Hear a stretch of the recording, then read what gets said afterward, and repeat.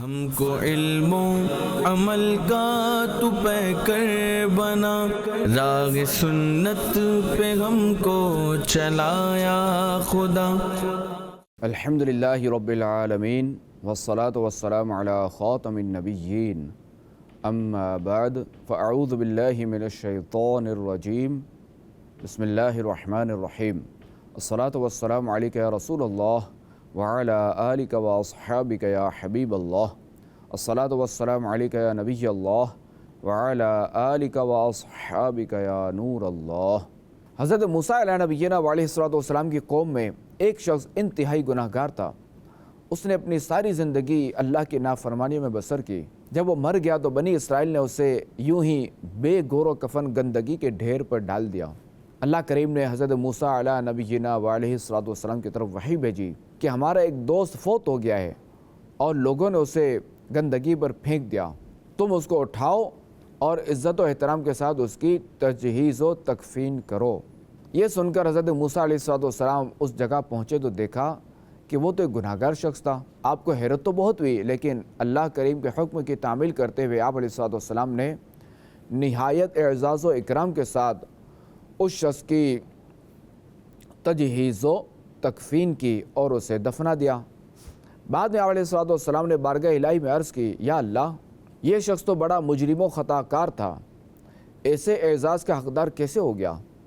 اللہ کریم نے فرمایا، اے موسیٰ، تھا تو یہ واقعی بہت گناہ گار اور سخت سزا کا حقدار، مگر اس کی یہ عادت تھی، جب کبھی توریت کھولتا، محمد عربی صلی اللہ علیہ وآلہ وسلم کے نام پاک کو دیکھتا تو فرط محبت سے اس نام پاک کو چومتا، اسے آنکھوں سے لگاتا اور خاتم النبیین صلی اللہ علیہ وآلہ وسلم کی ذات طیبہ پر درود پاک کے پھول نچھاور کرتا۔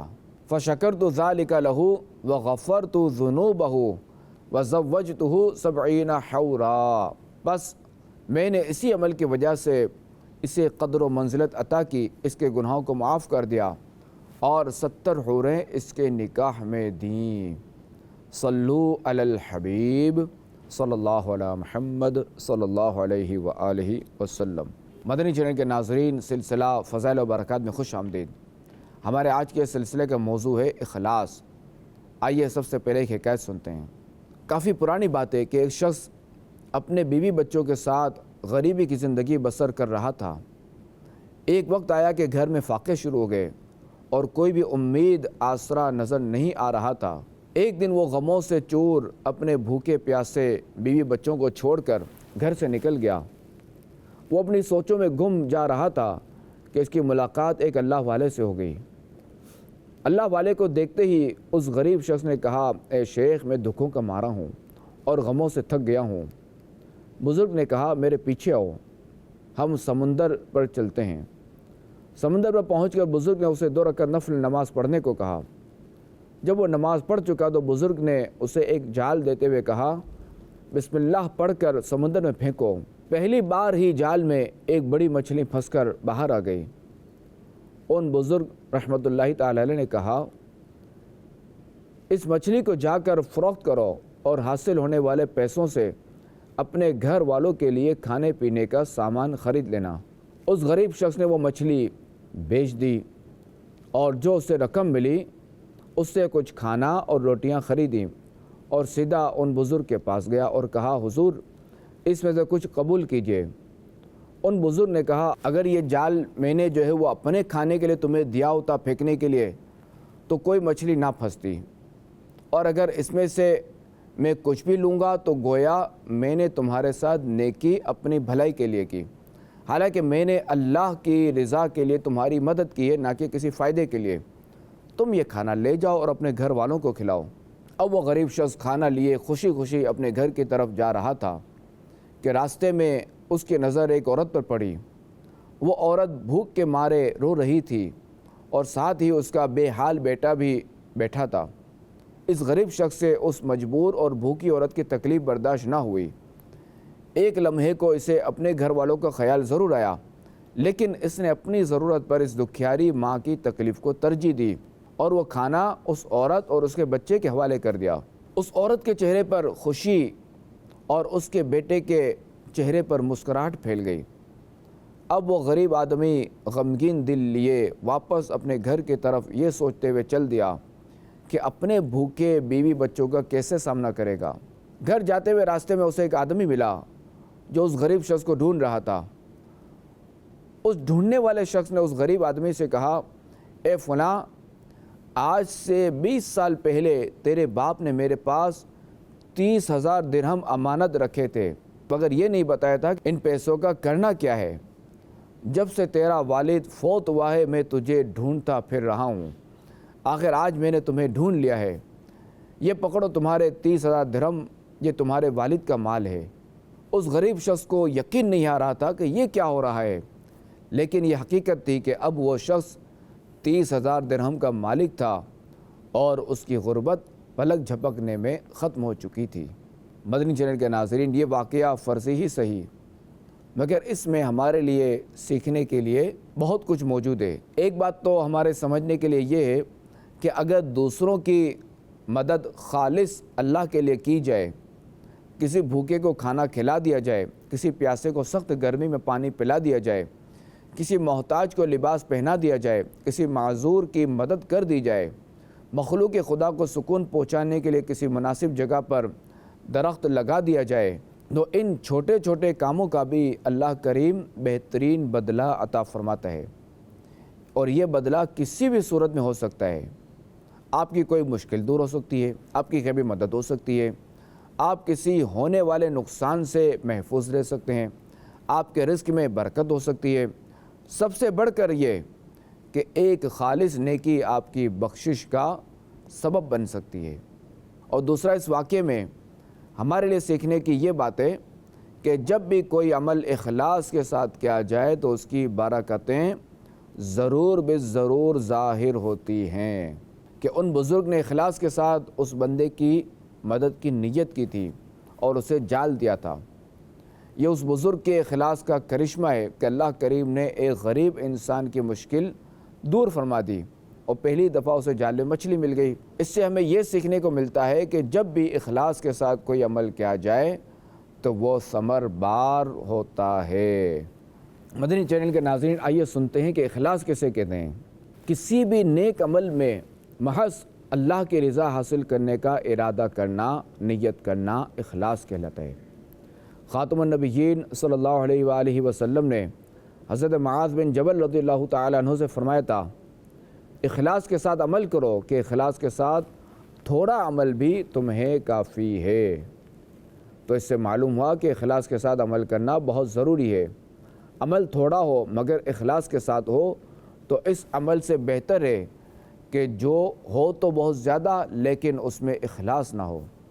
اللہ والے اخلاص کے کیسے خوگر ہوتے تھے، آئیے ایک حکایت سماعت فرماتے ہیں۔ ایک شخص نے غلام خریدا تو اس غلام نے اس سے عرض کی، اے میرے آقا، میری 3 شرائطیں، آپ مجھے فرض نماز سے منع نہیں کریں گے جب اس کا وقت آ جائے، دن کو جو چاہیں حکم دیں، رات کو کوئی حکم نہ دیں، اپنے گھر میں میرے لیے ایک کمرہ جدا کر دیں، یعنی الگ کر دیں، جس میں میرے سوا کوئی دوسرا داخل نہ ہو۔ آقا نے کہا، مجھے شرائط قبول ہیں۔ پھر اس نے کہا کہ تم اپنے لیے کوئی بھی کمرہ پسند کر لو۔ چنانچہ غلام نے خراب سا ٹوٹا پھوٹا کمرہ پسند کر لیا۔ اس پر آقا نے کہا، اے غلام، تو نے خراب کمرہ کیوں پسند کیا؟ تو غلام نے جواب دیا، میرے آقا، کیا آپ نہیں جانتے کہ ٹوٹا پھوٹا کمرہ بھی اللہ کی یاد اور اس کے ذکر کی برکت سے باغ بن جاتا ہے۔ چنانچہ وہ غلام دن کو اپنے آقا کی خدمت کرتا اور رات اللہ کریم کی اخلاص کے ساتھ عبادت کرتا۔ کچھ عرصے کے بعد ایک رات آقا گھر میں چلتے چلتے غلام کے کمرے تک پہنچ گیا تو کیا دیکھتا ہے کہ کمرہ روشن ہے، غلام اللہ کی بارگاہ میں سجدہ ریز ہے، اس کے سر پر آسمان و زمین کے درمیان ایک روشن قندیل لٹکی ہوئی ہے اور وہ اللہ کی بارگاہ میں عاجزی و انکساری کے ساتھ یوں مناجات کر رہا ہے، اے اللہ، تو نے مجھ پر میرے آقا کا حق اور دن کو اس کی خدمت لازم کر دی ہے، اگر یہ مصروفیت نہ ہوتی تو میں دن رات صرف تیری ہی عبادت میں مصروف رہتا، اے میرے رب، میرا عذر قبول فرما لے۔ آقا اسے دیکھتا رہا یہاں تک کہ صبح ہو گئی اور وہ قندیل واپس چلی گئی اور مکان کی چھت مل گئی۔ یہ منظر دیکھنے کے بعد آقا واپس آ گیا اور سارا ماجرا اپنی وائف کو سنایا۔ دوسری رات وہ اپنی وائف کو بھی ساتھ لے کر غلام کے دروازے پر آیا تو دیکھا کہ غلام سجدے میں پڑا ہے اور نورانی قندیل اس کے سر پر ہے۔ دونوں یہ منظر دیکھتے رہے اور روتے رہے۔ صبح ہوئی تو انہوں نے غلام کو بلا کر کہا، تم اللہ کریم کی خاطر آزاد ہو تاکہ تم جو عذر پیش کر رہے تھے وہ دور ہو جائے اور یکسوئی کے ساتھ اللہ کی عبادت کر سکو۔ غلام نے یہ سنا تو اپنا سر آسمان کی طرف اٹھایا اور عرض کرنے لگا، اے صاحب راز، راز تو کھل گیا، اب راز کھلنے کے بعد میں زندہ نہیں رہنا چاہتا۔ بس اسی وقت وہ مخلص و عبادت گزار غلام گرا اور اس کا انتقال ہو گیا۔ میرا ہر عمل بس تیرے واسطے ہو، کر اخلاص ایسا عطا یا الہی۔ مدنی چینل کے ناظرین غور فرمائیں، اللہ کے لیے عبادت کرنے والے کیسے ہوتے ہیں؟ ایک کاش کہ ہمیں بھی ان کے اخلاص کے صدقے اخلاص کے کچھ ذرے نصیب ہو جائیں۔